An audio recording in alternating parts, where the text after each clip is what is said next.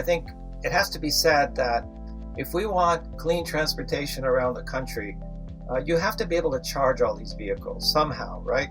Well, it turns out that colleges and universities have thousands of acres of parking and available space. Now, by pulling them all together, we can create a network, which is what users want, both at the business level and at the consumer level. They want a transparent system where they can go and charge reliably, and that's what this project is all about.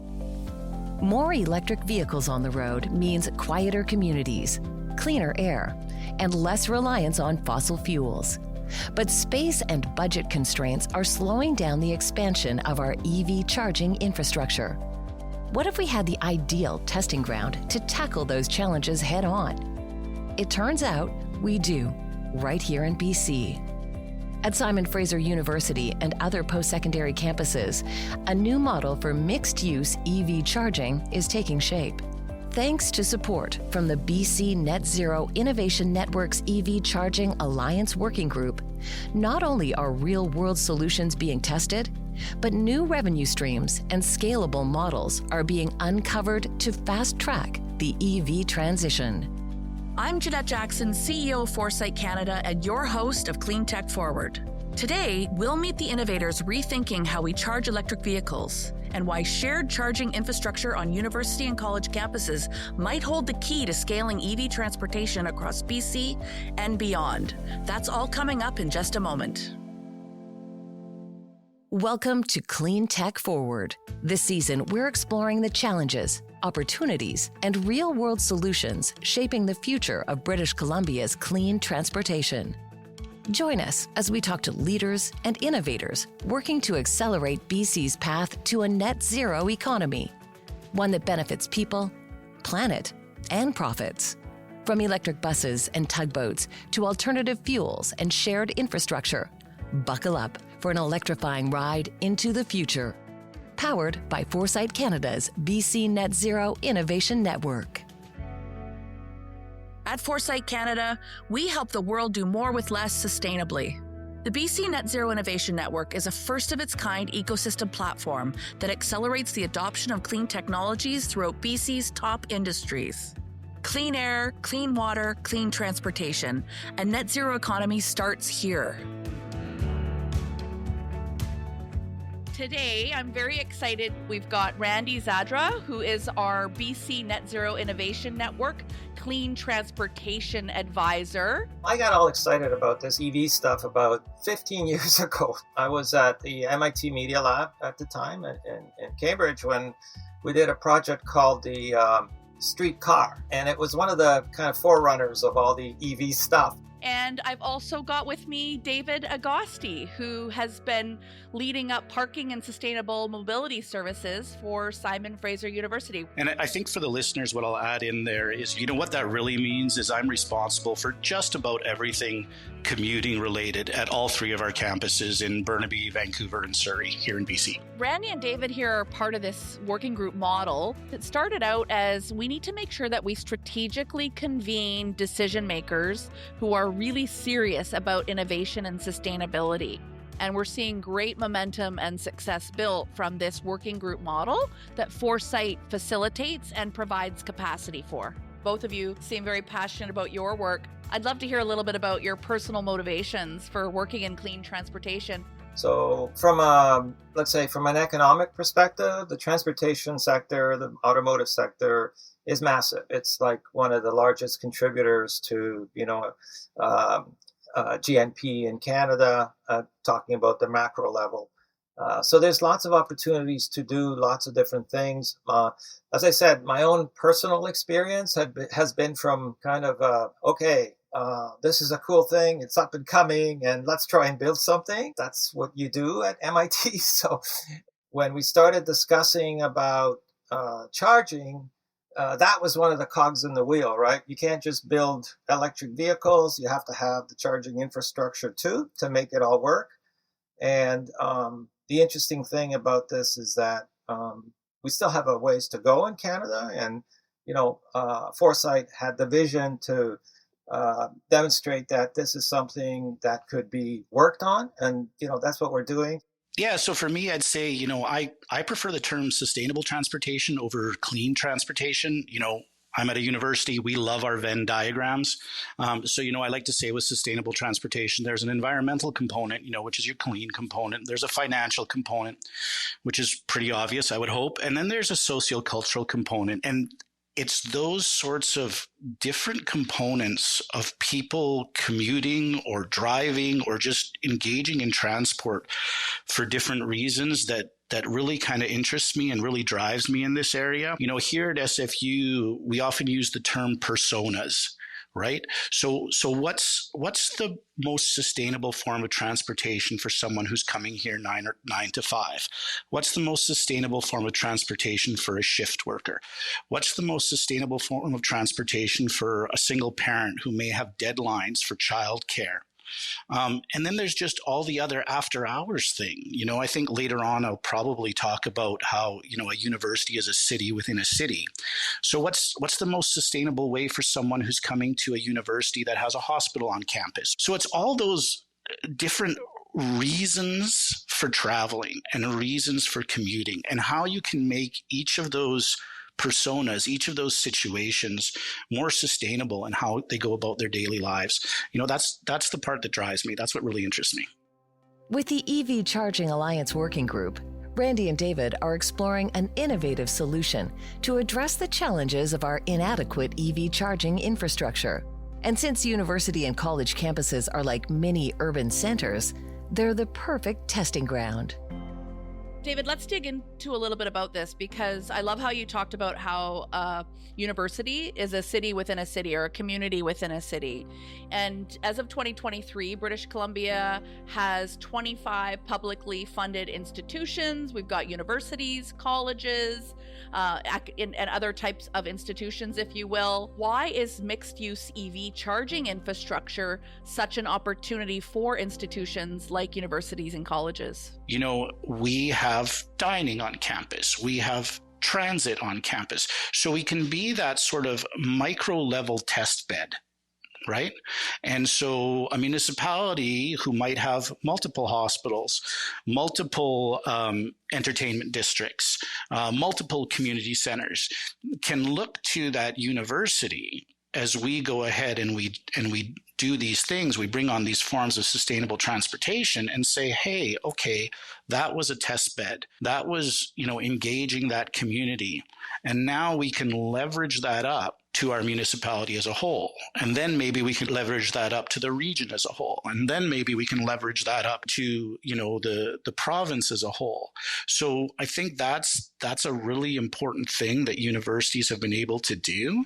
And I won't hog the airtime. I'll throw it over to Randy, but I haven't even really mentioned, the research piece of us being not just that test bed in terms of consumer behavior and experience, but also in terms of data and open data that other people can look at. Randy, over to you. I mean, maybe you can talk a little bit about, the role these innovation sandboxes play beyond the innovation sandbox. The innovation that happens in universities, including SFU, is critical to make this happen. And that's one of the reasons I got involved in this project, because I thought it wasn't an abstract thing. You had SFU who had already thought this out, and some other universities, and that's good. That's what we need. We need leadership from our institutions, and then what we did was pull all the other ones in and, created a roadmap as to where this project can go. And why this is important is because I think it has to be said that if we want clean transportation around the country, you have to be able to charge all these vehicles somehow, right? Well, it turns out that colleges and universities have thousands of acres of parking and available space. But historically, they've behaved individually on their own. Now, by pulling them all together, we can create a network, which is what users want, both at the business level and at the consumer level. They want a transparent system where they can go and charge reliably. And that's what this project is all about, is really leveraging the space, the know-how of universities, the ability to be flexible. So here is an opportunity to leverage these institutions around BC, show that it works, and potentially expand it across the country. And the visionaries that have been involved in the discussions really see this, and there's tremendous, support for it because, let's call a spade a spade. What are the challenges to doing all this? First of all, in order to accelerate this new form of transportation, you need to have reliable charging. And right now, that's not the case. There isn't enough. It's not sufficiently reliable, and it's not sufficiently cost effective. So these are some of the challenges we're trying to address in this project as well. So it's really a unique opportunity. I think EV charging right now, EV adoption, all that sort of stuff, and I'm going to date myself here, is really at a VHS or beta moment. Where we decide how that industry and how the adoption moves forward, because I do think there is a necessary cultural change and philosophical change about how you think about transportation. For me, I like to try and hammer home it's not about fueling, it's about parking. And my lovely partner always waits until her car has been on the little empty, the little light comes on in her car before, and a couple of days later, she thinks about maybe fueling up. And I can see you chuckling, so I'm guessing, Jeanette, you might possibly be somebody like that. I used to be until I went electric. Well, yes. and that's exactly my point, right? You cannot be that person with an electric vehicle. And I would further say today with a gasoline powered vehicle or what have you, right? Fueling is a task, right? I'm going to work and on the way home, I will stop for fuel. I'm going to Costco and on the way there, I will stop for fuel. To be successful, and to now circle back to your question, what this EV charging alliance can offer. To be successful, it can't be about fueling. It has to be about parking. It has to be about multitasking, right? So while you are at work, your car is fueling up. While your kid is at a 6 a.m. hockey practice, your car is fueling up, right? While you are eating dinner or at Costco or at the shopping mall, your car is fueling up. Because you're plugged into a charger. And, that's where I think this EV Charging Alliance comes in.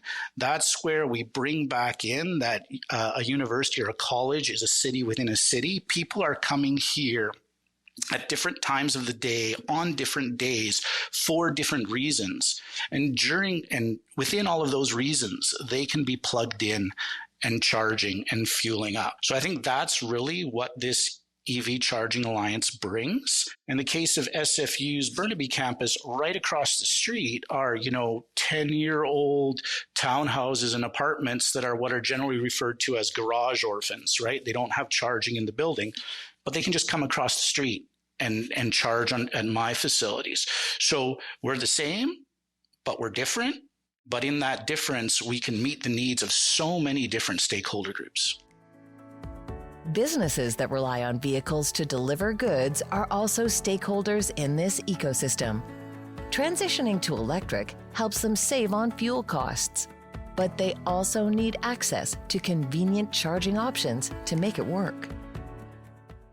We've all seen those white cars or little vans dropping off our Amazon purchase order, right, down our street. All of those business fleets are also transitioning to EV. And the reason they're transitioning to EV is, sure, they want to be good corporate citizens, but those guys spend about $2,500 or more on average for gas each month. So if you start doing the math, it makes great sense for them to transition to clean technology. That's the first add-on I'd like to make to David's comments. There's a real need on the business side as well for those kinds of guys. And the cool thing about that is that colleges and universities' parking lots are empty at night, and that's when those guys need to charge, typically for 7 or 8 hours, right? They're working during the day, and they need a place to go and charge their the little vans that they have to do all, and there's a whole bunch of those companies. It's clear that the collaborative charging model being developed by Randy and David and the EV Charging Alliance is more than just promising, it's practical. Creating a network of mixed-use EV charging hubs could unlock real benefits for surrounding residents, businesses, and institutions that keep communities moving along. Universities and colleges are an ideal testing ground. They have the space, the users, and the momentum. But the reality is, installing charging infrastructure is costly and complex. How can we fund and scale promising mixed-use EV charging models, and who else needs to be at the table to turn this model into a movement? First, let's look at an untapped resource with major potential: carbon credits. Maybe we want to have a little bit of a chat about carbon credits, because BC is uniquely positioned on carbon credits because it has two types of credits. Without getting too technical, this is money that comes to the service provider, if you will, at the end of the year for delivering clean fuel, essentially. And there's two types. There's a BC carbon credit, and there's a federal carbon credit. And just to kind of cut to the chase, one of those electric vehicles that, those white things that come down your street, if those guys charge every night at, say, David's facility, they would generate $17,000 per vehicle on average of carbon credits. So this is also good business. It's not just about doing corporate social responsibility. It's also about good business. And that's the way it needs to work in order for the climate initiatives to go forward. Yeah. No, this is really interesting. I mean, at the end of the day, what we're trying to do is show that innovation or new ways of thinking, in this case, new ways of fueling, we're optimizing the value of infrastructure and assets. Right. And turning sort of the net zero transition into good business, making sure that everyday decision makers, whether you're managing a fleet or, like you, David, you and your, the institutions trying to move people around as fast and efficiently as possible, there's other economic and social opportunities, that are tied to that. So I think what we're trying to do is, we did some back of the envelope math, and the average car traveling the average distance charging at home needs about 8 hours of charging a week, right? So far, SFU's test environment, we're charging vehicles, meaning flowing electrons, 10 hours per day, right? So what's that, like a factor of 9, something like that? And I think that's where this EV Charging Alliance can really prove its benefit to the universities and to the community as a whole, right? It's that efficient use of the infrastructure. So to Randy's comment about, say, carbon credits, if you don't know what they are, it's the BC LCFS, Low Carbon Fuel Standard. You can go ahead and Google that. SFU has shared some of our data in an open source way. I believe it's through IEEE, but again, just Google SFU public EV charging data set. You can find it and look it up. But the more energy we flow through those chargers, the more carbon credits we can capture, the more we can flip that money in to installing more infrastructure. The question probably on everyone's mind: what exactly is a carbon credit? How do they work? And how might a university or business that's generating clean energy take advantage of them? Something that the common, consumer or, person using transportation might not understand is that there are carbon credit opportunities available individually for fleets and for building infrastructure and broadly the province when it comes to capitalizing infrastructure. Why don't you walk us through simply, if you were talking to someone off the street, what would you say about carbon credits and how they can potentially help alleviate those financial burdens? Yeah, that's really critical, because I have to say, there's a huge lack of awareness. And even in this project, we found that the majority of the universities were really not aware of carbon credits or how they work or how it's money in their pocket, which is sad because, this is a time when they really need revenues. And so, okay, let's start with the concept of what's a carbon credit, right? So first of all, a carbon credit, let me tell you what it is not. It is not a government subsidy. Okay. And many ministers in other provinces think it is, where it is not. A carbon credit is revenue that comes to an entity that delivers clean fuel at the end of the year, and that money comes from an exchange. And so you have the big polluters, the big emitters who have to pay into the exchange. Carbon credit is not a subsidy from the government. It is revenue that comes from this market, from the carbon market that's created by large emitters contributing because they have to, and people who are delivering clean fuels are benefiting. The formula for how to calculate it is very technical. Obviously, we won't go into that, but that's something that we recommended we do as part of the project, is that we train, maybe Foresight could take this on, we could train the colleges and universities who are not aware of this to really ramp up and really understand what role carbon credits play in the business opportunity, because it's significant. I mentioned earlier what you could get from an electric delivery vehicle if it was fueled every night for 265 days a year. It's really significant. And BC, along with Quebec, are two provinces which have this dual carbon credit structure, because there are two types. There are provincial ones and there is a federal one. Two levels of carbon credits that clean fuel suppliers can avail themselves of. And it's happening. I think, David and his team at Simon Fraser has done a great job starting to get those carbon credits, but many others can also avail themselves of that in terms of building it into their business plan, because it makes a huge difference. So, David, do you want to chime in on these sort of tradable assets? Yeah, so I'll use another movie reference, Trading Places with Eddie Murphy and Dan Aykroyd. They were selling pork bellies. Yeah. So us, the purveyors of the electricity as fuel, we are the sellers of the pork bellies, and the other corporate institutions like refineries and so on and so forth, they are the buyers of the pork bellies. The unfortunate thing is that it is a little bit of a Wild West. It's not actually a trading market. You have to literally pick up the phone and call the people listed as buyers and say, will you buy my stuff? And the federal program, CFR, you qualify differently than the provincial program. And I won't go into all the details, but that's also one of the things that the EV Charging Alliance is trying to solve, is to make sure that, we qualify for both, because you qualify in different ways.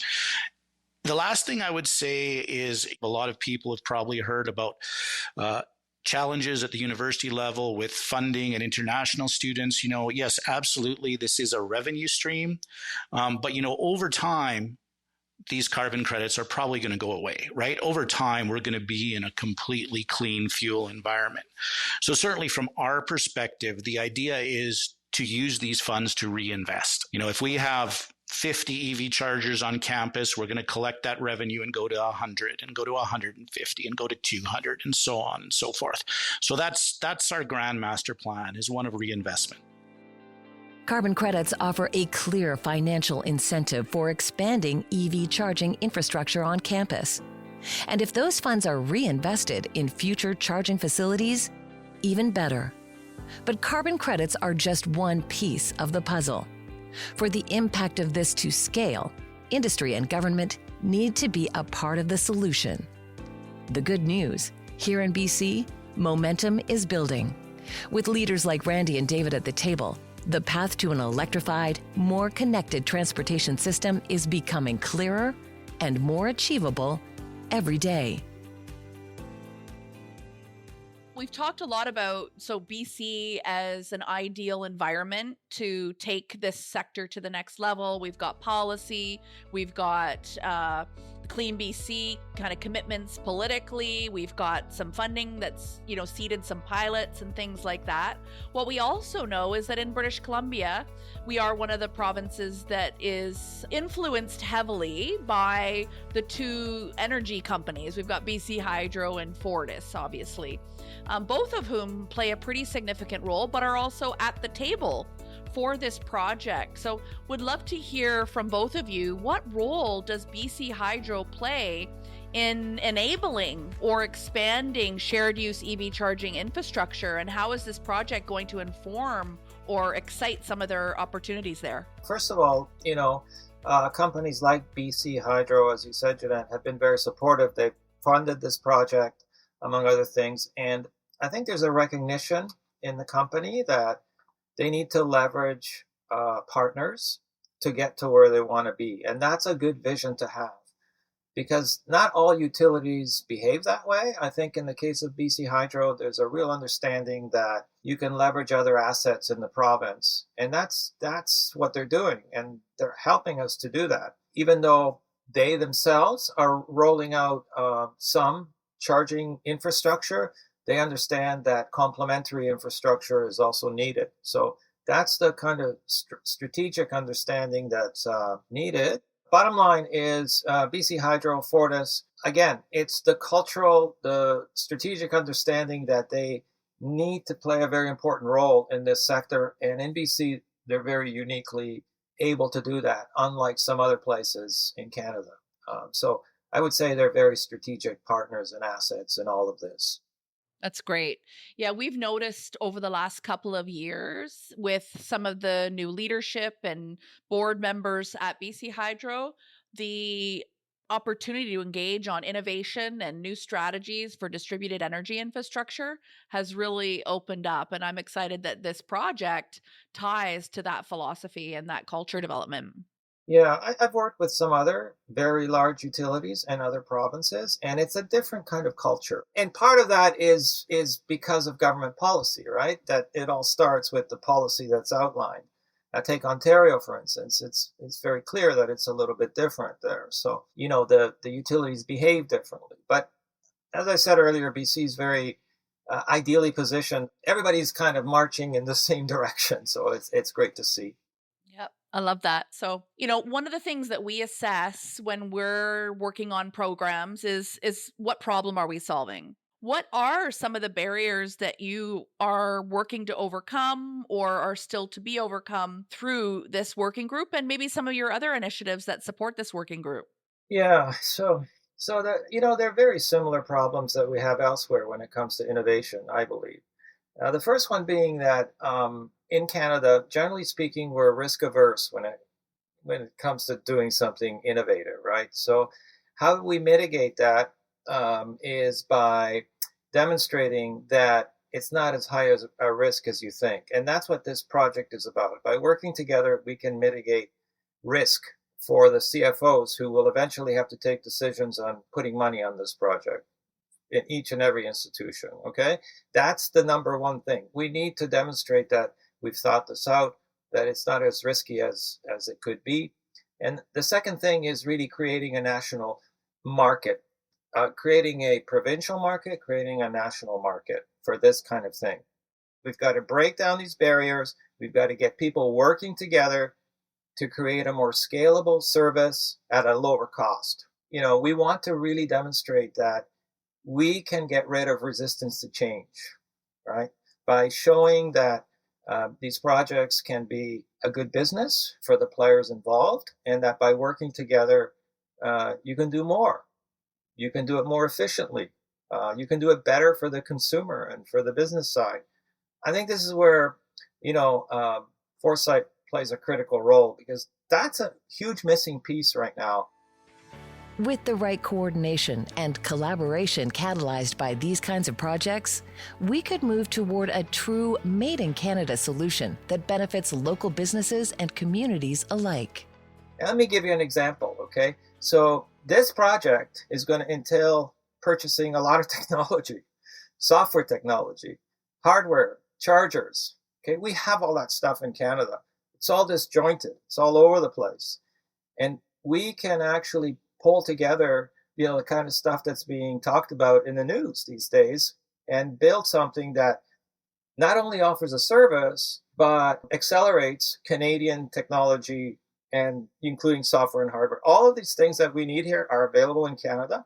Not necessarily the case right now in terms of how it's being deployed, but we could pull all of that together and really build something that has economic, let's say, it becomes an economic engine for those suppliers as well. Because I mean, we're talking about $10 to $20 million just in BC here. These are not small projects, right? And then across the country, it's probably going to be 100 million plus if we do this. So in order to scale in a good way, we need to bring all these pieces together, find Canadian suppliers, bring them into the picture. And then we haven't talked about subsidies. Whether it's California or the US or Canada, this is a sector that has been subsidized by government programs, right? To the tune of about 50% of chargers and software that's going in.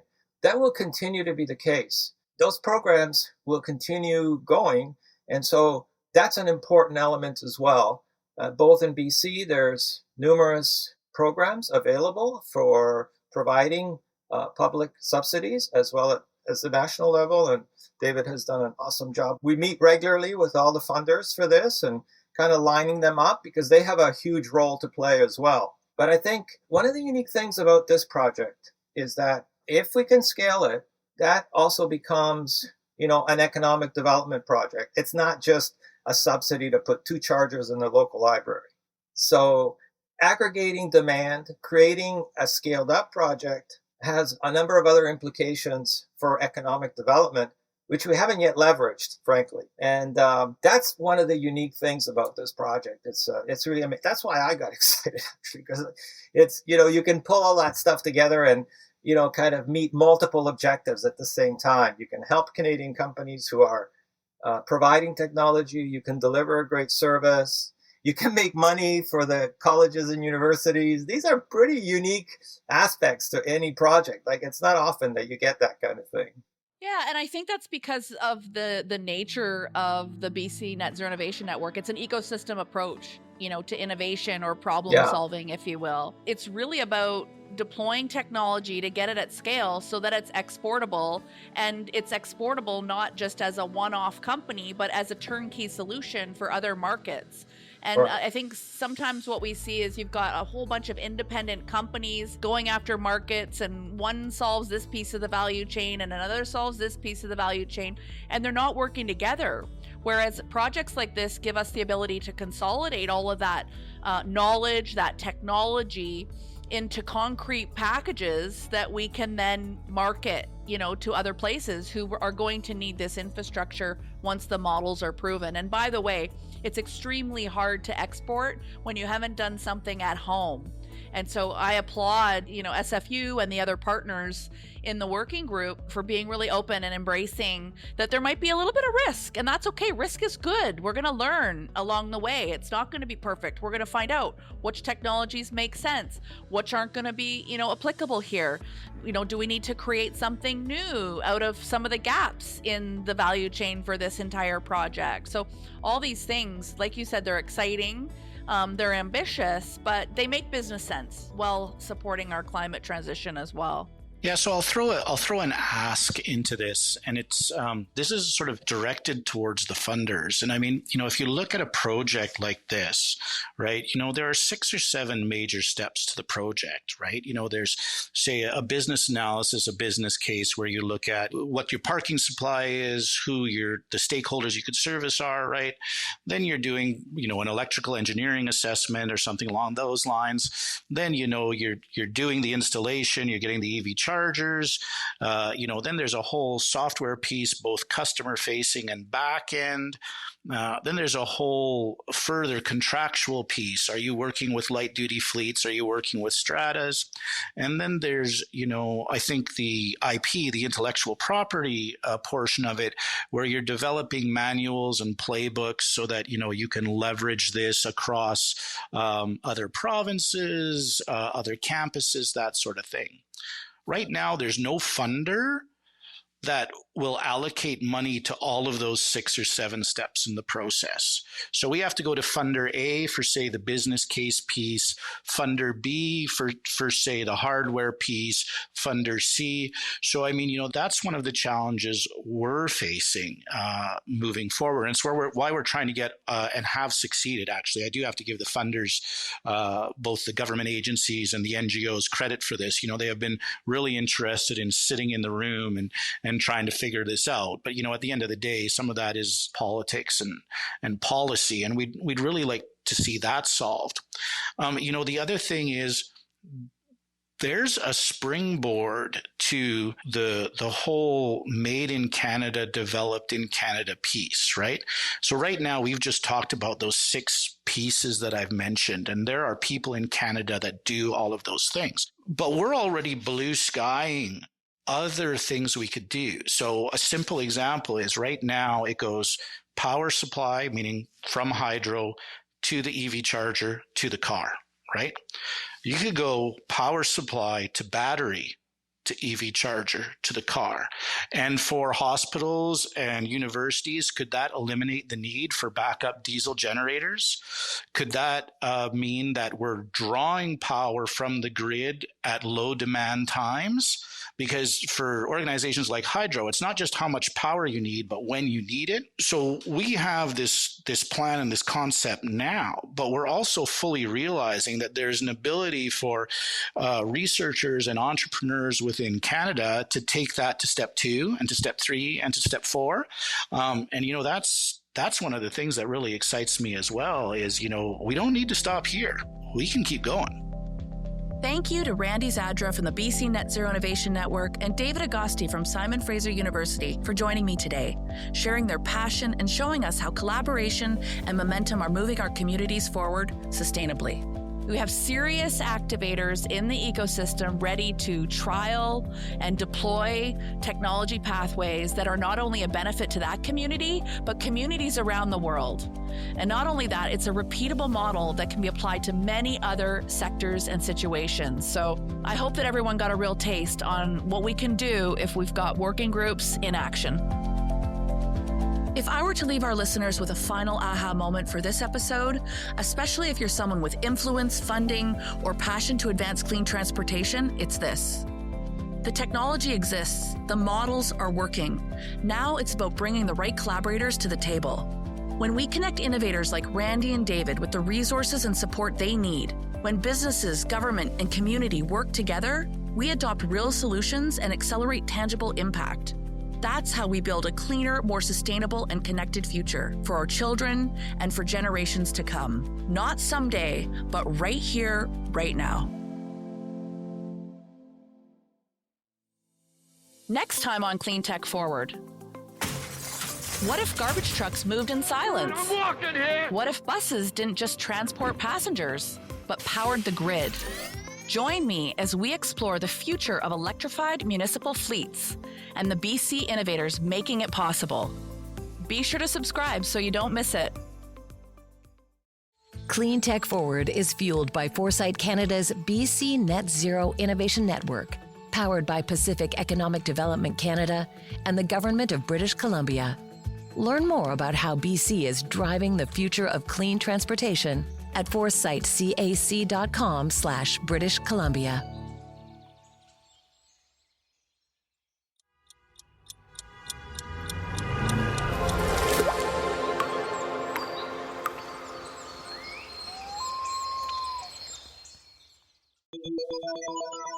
Cleantech Forward is an Everything Podcasts production, hosted by Jeanette Jackson and narrated by me, Tamara Stanners. Showrunner and writer, Jessica Graychick. Sound engineer, Jordan Wong. Executive producer, Jennifer Smith.